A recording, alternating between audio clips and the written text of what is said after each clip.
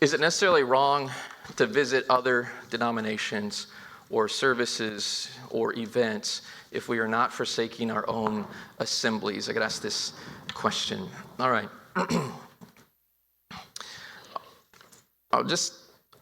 There's some more I was wanting to say about what denominationalism is and things like that, but I'm just going to try to go to a little quicker version of answering this question.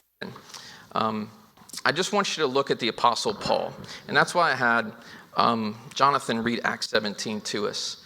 And I want you to look at the Apostle Paul, because my answer to this question would probably be that depends on why you're there and what you're going to do once you get there. Okay? It depends upon your motive. So take a look at Paul. Did Paul visit with other religious groups during their assemblies that he disagreed with? He did, didn't he? Acts chapter 13, verses 14 through 16. Here's an indication of that. Acts chapter 13 and verse 14. When they departed from Perga, they came to Antioch in Pisidia and went into the synagogue on the Sabbath day and sat down.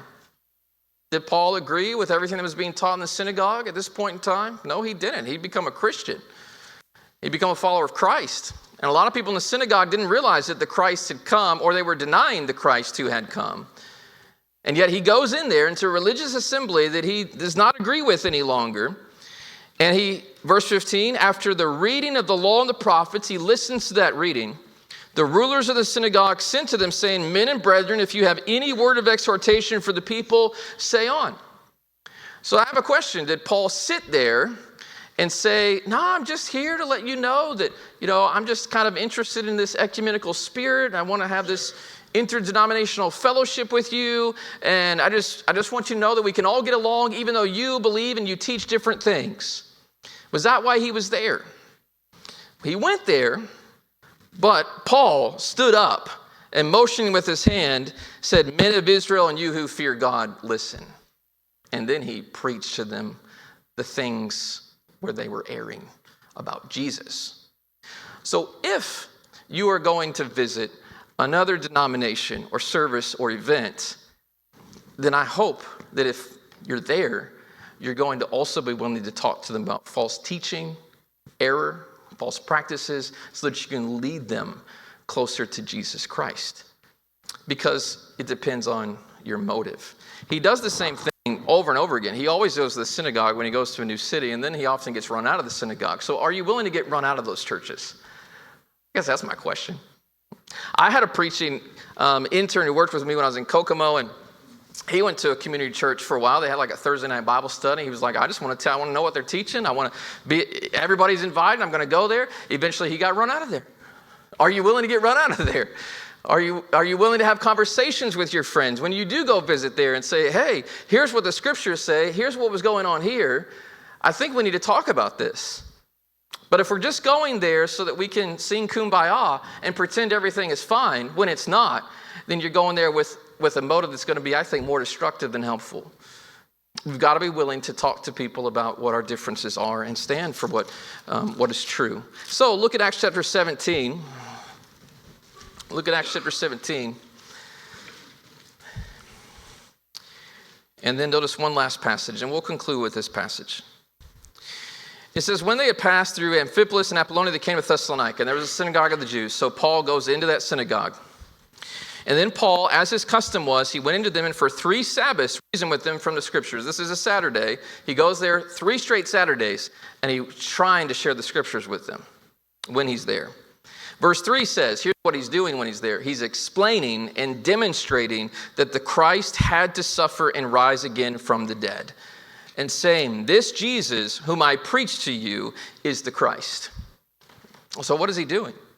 Well, he's showing them Jesus. He's trying to show them where the old law pointed to. It was to Christ. And so I want you to see that this is the Christ. Verse 4 says some of them were persuaded. He did some good with that method. And some were persuaded, and a great multitude of the devout Greeks, not a few of the leading women, joined Paul and Silas. But the Jews who were not persuaded became envious, took some of the evil men from the marketplace, gathered a mob, set all the city in an uproar, and attacked the house of Jason and sought to bring them out to the people. Take a look at verse 8. It says, they troubled the crowd and the rulers of the city when they heard these things, and when they had taken security from Jason and the rest, they let them go. And the brethren immediately sent Paul and Silas away by night to Berea. So yes, Paul and Silas went to other synagogues that taught different things, but he tried to teach them the truth. And when he tried to teach them the truth, he was dismissed. So what did he do? Well, once people won't listen to the truth and don't want to hear the truth, then you need to go somewhere else and go find somebody that's willing to listen. And that's what Paul does. So now he goes to Berea. And it says when he went to Berea, he went to the synagogue of the Jews, and he finds people who actually did want to hear it. So I don't discourage you from going and talking with other people from other religious backgrounds. I think that's our goal. That's our mission. We do want to try to win them to the truth. But we've got to be willing to speak when we talk to them. And he does that. And you will find people who will hate you for it. But you will also find people who will listen to you. And you'll win them to Christ if you're willing to have just a thimble full of boldness. And he has that in verse 11. And so these were more fair-minded than those in Thessalonica, and that they received the word with all readiness, and they searched the scriptures daily to find out whether these things were so. They had the right attitude.